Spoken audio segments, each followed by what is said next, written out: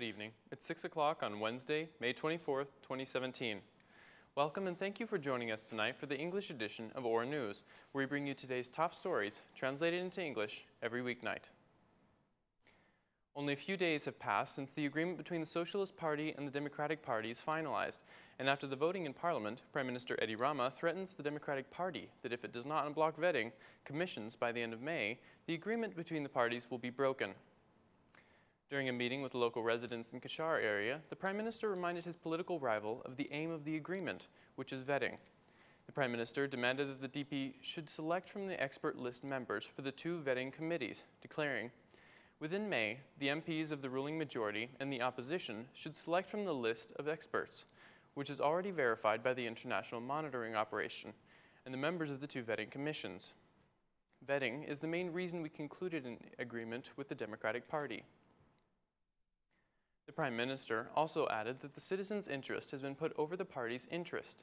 The Prime Minister invited the Socialist Party supporters to vote for the Socialist Party on June 25th, so that the SP rules the country without the government. The Socialist Party and the Socialist Movement for Integration, which ruled the country together for 4 years after 2013 elections, are running alone in parliamentary elections. Former SMI Chairman Ilir Mehta declared that the SMI is open to everyone, leaving the opportunity to form a coalition and any political party after elections. The Socialist Movement for Integration has declared its priority to emerge the top political party in the June 25th elections. The left-wing parties will not enter in the parliamentary elections unified just like in the previous elections. Being unable to register as coalitions for the June 25th elections, 23 left-wing parliamentary parties declared that they will support the Socialist Party. Some of the Socialist Party allies withdrew from the June 25th elections and called on the left-wing supporters to vote for the Socialist Party in order to ensure the necessary 71 mandates to govern the country. The chairman of the Real Socialist Party of 91, of Moderate Socialist Party, and of the National Unity Party called on the other left-wing parties to withdraw from the Central Election Commission as an independent party and to support the Socialist Party. Claiming they cannot receive mandates without being able to form coalitions before elections, these parties appeal to other left-wing parties to join their votes with the Socialist Party in order to give it the opportunity to continue with the reforms. But the chairman of the Social Democratic Party, in a telephone conversation with the OR News, declared that he will not do any such thing as he considers the point of the agreement between the Prime Minister and the DP chairman, which does not allow the coalitions, to be legal nonsense, saying, "The Socialist Party cannot win the elections alone. It needs the mandates of the Social Democratic Party to reach the necessary 71 seats.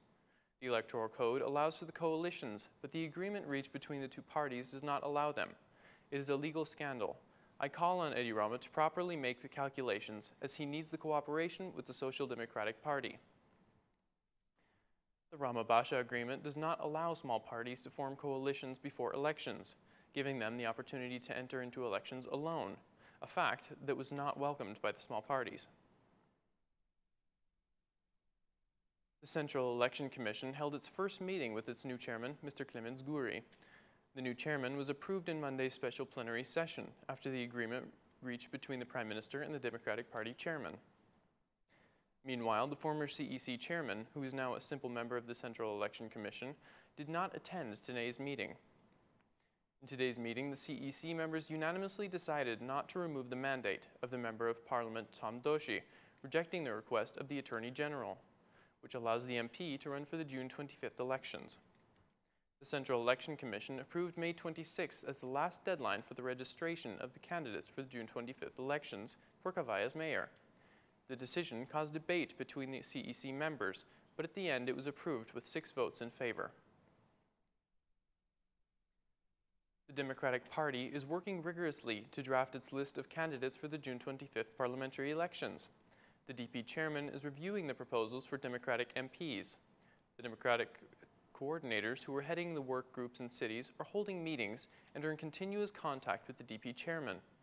Also, the next 2 days, Wednesday and Thursday, are expected to be thorough and full of review meetings, as the DP chairman is expected to draft the list of official candidates on Friday, which should be submitted to the Central Election Commission by Friday at midnight.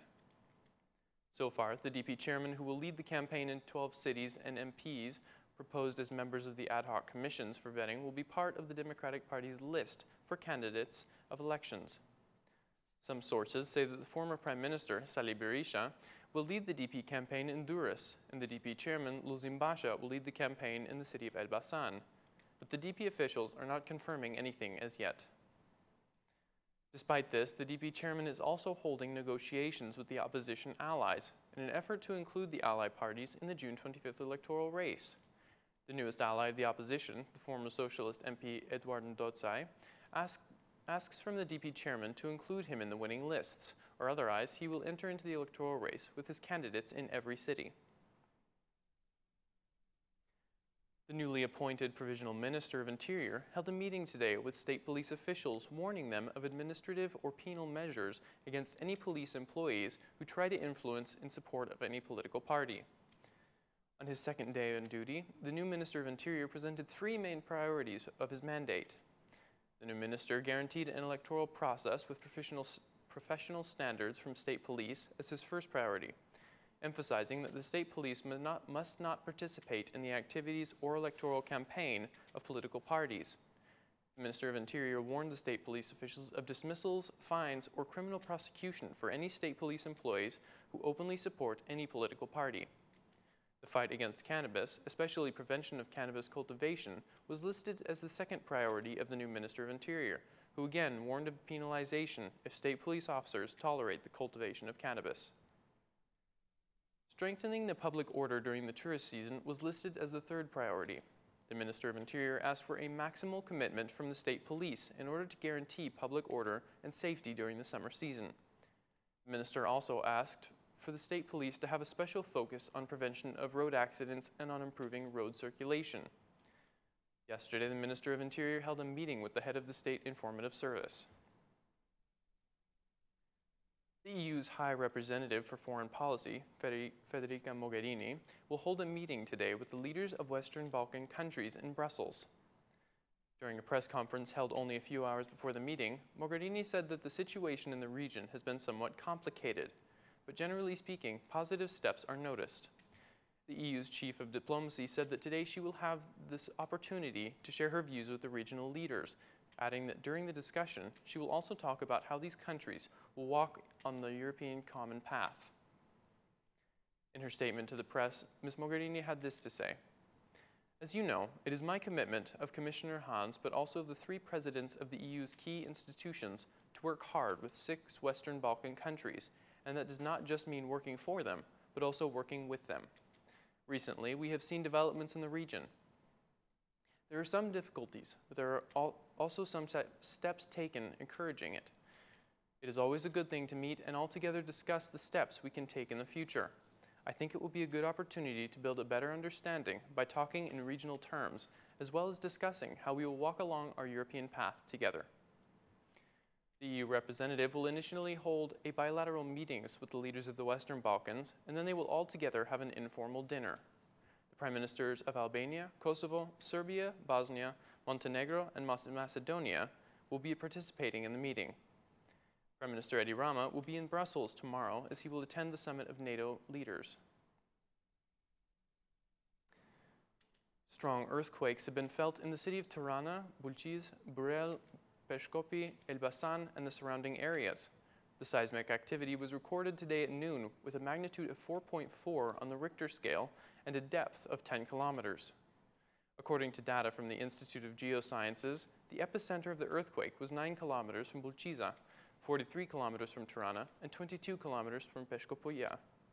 The earthquake lasted only a few seconds, and there are no reports of injured people or damaged material. But the strong shakings caused panic to the citizens and students who interrupted the lessons and left the buildings.